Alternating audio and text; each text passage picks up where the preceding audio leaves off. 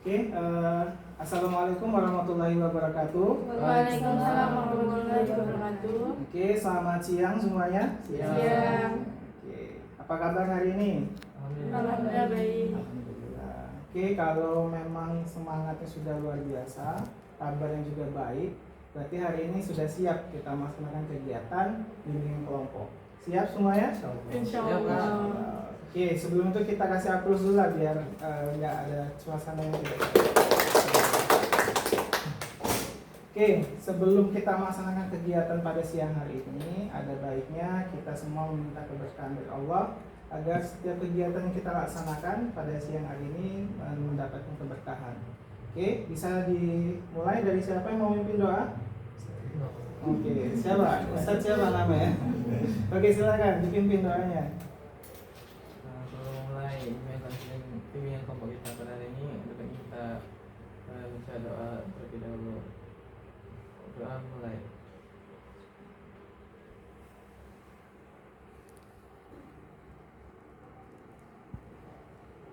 Doa selesai. 3. Oke, setelah tadi kita sama-sama memintakan keberkahan dari Allah untuk membangkitkan jiwa nasionalisme kita, karena kita adalah bagian dari warga negara Republik Indonesia, ada baiknya kita menyanyikan lagu kebangsaan Republik Indonesia. Nah, tapi sebelum itu kita tentuin dulu mau lagu apa. Oke, biar satu suara, mau nyanyi lagu apa nih? Garuda Pancasila. Oke, berarti apa semuanya? Oke, kita mulai dengan hitungan ketiga, kita nyanyi sama-sama. Oke, siap? 1, 2, 3. Garuda Pancasila, akulah pendukungmu, patriot proklamasi, sedia berkorban untukmu. Pancasila dasar negara, rakyat adil makmur sentosa, pribadi bangsaku. Ayo maju, maju, ayo maju, maju, ayo maju, maju. Oke, aku sebelum kita semua. Oke, baiklah teman-teman sekalian, hari ini kita akan melaksanakan kegiatan bimbingan kelompok. Oke, baik teman-teman, sebelum kita melaksanakan kegiatan bimbingan kelompok, ada baiknya kita mengenal terlebih dahulu apa itu BK. Ya. Nah, jadi di sini kakak ingin menjelaskan apa itu BK. BK itu adalah bimbingan, suatu bimbingan ataupun suatu pelayanan yang diberikan melalui proses bantuan yang diberikan oleh seorang konselor pada seorang konseli, yang dimana tujuannya nanti konseli ini menceritakan suatu permasalahannya yang diceritakan pada konselornya agar nanti dilaksanakan kegiatan itu. Tujuannya nanti permasalahan itu bisa terhentaskan ataupun bisa diselesaikan secara mandiri. Nah, jadi itu ada pengertian dari bimbingan konseling. Selanjutnya itu ada bidang bimbingan konseling. Ini ada beberapa bidang, terutama bidang pribadi, bidang sosial, bidang belajar, dan lain-lain. Nah, boleh nanti silakan mungkin adik-adik mungkin bisa menentukan topik pembahasan kita mengenai dari beberapa bidang yang kak sebutkan tadi, ataupun nanti kakak yang menentukan suatu topik yang akan kita bahas dalam kegiatan ini. Selanjutnya itu ada asas-asas dalam bimbingan konseling, yang ini juga perlu adik-adik sekalian ketahui sebelum melaksanakan kegiatan bimbingan dan konseling. Yang pertama itu ada asas keterbukaan, yang dimana konseli dan konselor itu secara terbuka menjelaskan permasalahannya agar suatu permasalahan yang diceritakan itu bisa terhentaskan dengan baik, karena bisa diketahui inti-inti dari permasalahan tersebut.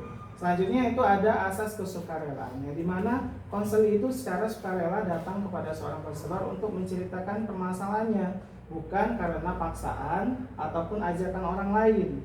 Nah, dan juga konselornya juga bisa datang secara sukarela karena dia mengetahui konseli ini ada permasalahan. Jadi konselornya juga bisa mendatangi seorang konselinya untuk bisa membantu sama-sama mengentaskan permasalahan yang dialaminya.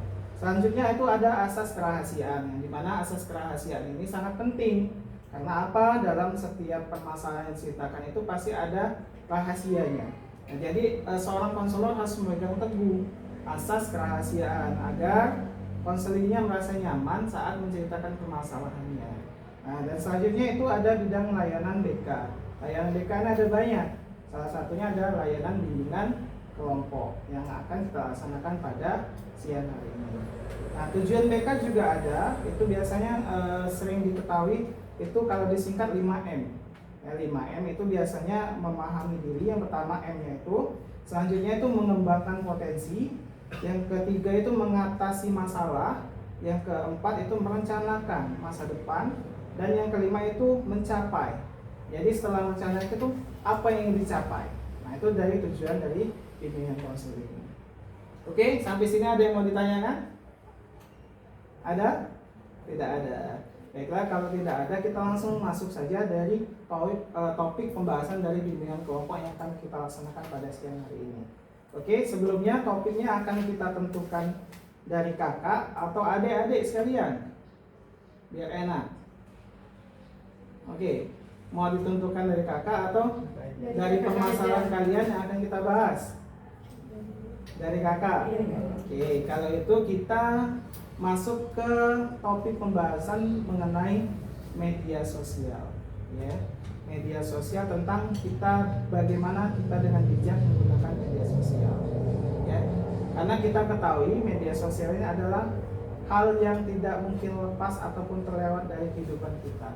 Apalagi di zaman era digitalisasi sekarang, era modern, rata-rata semua individu itu pasti mempunyai media sosial, dan pasti kehidupannya sehari-hari itu bisa dihabiskan berapa persen dari kehidupannya itu, dari jam 24 jam itu mungkin dari pembagian persentase mungkin 30-40% itu dihabiskan untuk menggunakan media sosial. Nah, jadi ini kita akan membahas topik mengenai bijak dengan media sosial. Nah, tapi di sini kakak minta kepada adik-adik sekalian ikut serta agar kita mengetahui apa itu namanya bijak dengan media sosial. Oke, siap? Oke, kalau gitu kakak akan bertanya kepada adik-adik sekalian, mungkin ada yang bisa jawab. Sebelum itu kita akan kenal dulu apa itu media sosial. Ada yang bisa tahu? Ada yang bisa jawab? Oke, silakan tunjuk tangan. Apa itu media sosial? Boleh, silakan. Ini membuat aku ya, bisa jawab. Oke, siap. Medsos itu kan tempat kita berinteraksi dengan orang lain lewat media daring, berarti Facebook, Instagram, WA, apalagi. Berarti tempat kita berinteraksi secara sosial dengan orang banyak tapi melalui online. Berarti kita itu berkomunikasi, berinteraksi secara jauh. Itulah media sosial. Ada lagi? Mungkin dari sini? Dari masnya ada pendapat lain? Apa itu media sosial? Apa? Oke, salah satunya media sosial tadi berinteraksi. Selanjutnya masih ada? Ada yang bisa? Apa? Ayo, yang cewek coba. Hah? Ayo. Untuk menggali informasi juga. Oke, untuk menggali informasi itu benar. Jadi di samping kita berinteraksi, kita juga bisa mencari informasi. Itulah tujuan dari media sosial. Dan juga kita akan tahu informasi. Bagaimana luasnya dunia global ini, kita bisa tahu kabar dari Argentina itu ada informasi seperti apa melalui media sosial. Nah, itu kan berarti masuk dalam kategori dampak positif dan negatifnya. Nah, itu yang akan kita bahas mengenai dampak positif dan negatif dari penggunaan media sosial. Oke, kita bahas dari dampak positifnya dulu. Oke, dampak positif menggunakan media sosial apa? Tadi dapat informasi lebih cepat. Terus dari ini bisa berhubungan dengan orang jauh. Oke, dari sini apa? video. Ininya Bisa jualan. bisa membeli barang secara online. Oke, itu kita ambil sedikit contoh saja ya, karena dampak positifnya itu banyak. Tapi kita ambil sedikit untuk pembahasan kita pada siang hari ini. Nah selanjutnya itu ada dampak negatif. Nah, mungkin itu yang mungkin kita sering ketahui, informasi-informasi di luar sana yang mungkin kita juga lihat ya dari media sosial juga, itu ternyata banyak sekali dampak negatif dari penggunaan media sosial. Nah salah satu yang mungkin kalian pernah lihat itu apa dampak negatifnya? Oke, tadi sudah dampak positif, dari sini dampak negatif. Coba ayo, apa dampak negatifnya ya? Mungkin pernah dilihat dari media sosial, oh ternyata media sosial ini bahaya juga ya. Ayo. Iya. Bisa merusak agaknya. Merusak. Kan ada video-video yang kotor-kotor kan taruh di TikTok kayak gitu kan, salah digunakan kayak gitu. Oke, penyalahgunaan konten berarti masuknya di sana. Video kayak Oke. kan ada. Kenapa langsung kepikiran ke sana? Oke, selanjutnya apa dampak negatifnya lagi? Contoh, yuk, kalau kita tidak hati-hati menggunakan media sosial, itu nanti jatuhnya ke apa? Oke, tadi ini dampak hati-hatinya penyalahgunaan konten. Jadi konten yang kita berikan itu konten yang tidak bermanfaat. Iya. Nah, jadi anak-anak mungkin melihat konten itu tidak sewajar ditonton sama anak-anak. Nah, tapi dilihat sama anak-anak. Nah, itu kan penyalahgunaan konten. Oke, lanjut. Oke, lanjut. Apa? Gak apa-apa, jangan ragu-ragu, jawab. Ayo. Nge-hack akun orang. Apa? Nge-hack. Nge-hack. Oke. Berarti bisa jatuhnya berarti contohnya itu informasi data pribadi kita itu bisa tersebar luas. Contohnya seperti apa? Tanpa kita sadari kita foto misalkan di bandara tuh misalkan sambil megang KTP. Nah, kita nggak tahu posisi kita tuh pengen memberikan informasi, oh bahwasan saya tuh di bandara mau berangkat ke Jakarta misalkan. Tapi nggak sadar itu di tangan kita tuh megang KTP. Nah itu bisa, ternyata bisa, karena teknologi ini semakin canggih, semakin hari semakin tahun itu semakin canggih. Apalagi sekarang kita kenal namanya AI. Nah itu kan bisa menirukan suara orang, bisa membuat foto yang diam jadi bergerak. Nah itu kan sudah kelebihan dari teknologi. Nah inilah yang harus kita benar-benar cermatin ya. Apalagi tadi contoh misalkan informasi data pribadi kita takutnya tersebar luas ya, karena hanya gara-gara kita foto pegang KTP. Nah itu kan bisa disalahgunakan orang lain. Nah makanya dari situ kita harus lebih waspada lagi, hati-hati dalam memposting foto atau video. Sama dengan kita memposting lokasi kita. Nah, kita nggak tahu orang lain tuh melihat kita, oh si A ini sedang di sini, kayaknya dia lagi sendiri. Nah kita kan nggak tahu. Makanya dengan bijaknya tadi, tema topik kita tadi, bijak menggunakan media sosial agar kita lebih waspada, agar kita lebih hati-hati. Oke, ada lagi dari sini? Salah satu contoh lagi? Kayak judi online. Judi online. Nah, jadi judi online ini hal yang sedang viral-viralnya, yang itu menyebabkan kerugian baik dari individu, negara, dan juga dari keluarga juga. Nah itu kan kalau kita lihat beritanya itu di media sosial maupun di TV-TV, itu judi online itu yang paling berbahaya karena dia tuh bisa menyebabkan kecanduan. Jadi misalkan main sekali menang. Nah itu kan kecanggihan teknologi itu dibuat sistem. Oh si ini siapa nama emasnya siapa? Siapa? Rasid. Misalkan Mas Rasid misalkan main sekali menang, karena sistemnya dibuat emang sekali main menang. Akhirnya dia ketagihan, masang lagi lebih besar, masang lagi, jual mobil, jual motor, jual rumah. Nah, akhirnya ujung-ujungnya sistemnya merubah. Jadi sistemnya diubah.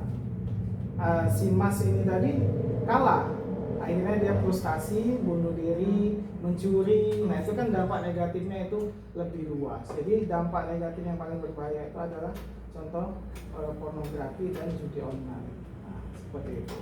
Oke, setelah kita ketahui dampak negatif dan positifnya tadi, kita tiba di penghujung dari layanan kegiatan bimbing hosting kita. Tapi sebelum kita tutup, kakak pengen minta kesimpulan, kesimpulan dari apa yang kita bahas pada kegiatan siang hari ini. Oke, ada yang bisa menyimpulkan? Harusnya seperti apa? Bijak dalam menggunakan media sosial itu apa? Seperti itu. Ada yang bisa? Ayo. Dari kegiatan bimbingan ini sebenarnya kita juga memacu tentang melatih kita terampil berbicara. Bagaimana topik yang kita bahas itu adalah topik yang disediakan oleh teman kita ataupun kakak sebagai konselor. Nah, kita tidak tahu bahwasan kita akan membahas tema itu. Nah, makanya dari situ, dari pemikiran kita, pola pikir kita disatukan ya, agar kita bisa melatih dari seni berbicara kita, melatih wawasan kita, menambah wawasan kita. Oke, ada yang bisa menyimpulkan? Boleh? Bijak menggunakan media sosial itu seperti apa sebenarnya? Kesimpulan bijak dalam menggunakan media sosial itu ya itu tuh lebih aware lah, hati-hati dalam menyaring informasi yang kita dapat, lebih bijak dalam posting foto atau video kita biar tidak disalahgunakan orang. Yang paling penting itu di medsos tuh kita tuh harus lebih kritis lah, jangan mudah percaya sesuatu. Kasih aplaus dulu lah untuk masnya. Oke, intinya dari kesimpulan tadi, kita harus lebih bijak menggunakan media sosial dengan cara kita lebih berhati-hati. Dalam berhati-hati menjaga informasi diri kita, keluarga kita, sanak saudara kita. Karena yang kita sebar di media sosial itu bukan cuma kita yang melihat, ya, bisa sampai ke luar negeri, kemana-mana. Nah, kita tidak tahu niatan orang lain. Kita berniat baik untuk memposting sesuatu, tetapi orang lain berniat buruk kepada kita. Makanya kita harus dengan bijak menggunakan media sosial secara hati-hati. Kita menjaga semuanya, dan juga benar kata masnya tadi, ya, kita harus lebih kritisi. Kita harus bisa menyaring informasi-informasi yang tersebar luas. Apakah ini bersifat fakta ataupun hoax, kalau kita tahu. Ya, mungkin ada orang berita viral. Nanti kan itu ada klarifikasi, ternyata berita ini hoax atau memang benar-benar fakta. Nah, jadi jangan sampai kita meneruskan informasi yang seharusnya tidak kita teruskan. Karena apa? Informasi yang kita berikan itu akan dilihat oleh orang banyak. Oke, mungkin cukup sekian. Terima kasih atas waktunya, sudah memberikan kesempatan dan kita sudah bertemu dalam kegiatan ini.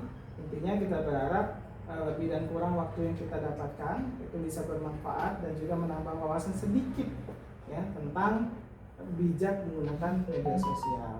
Oke, mungkin sampai sini saja yang bisa kakak sampaikan. Terima kasih atas waktunya. Kakak akhiri. Wabillahi taufiq wal hidayah. Wassalamualaikum warahmatullahi wabarakatuh. Waalaikumsalam warahmatullahi wabarakatuh.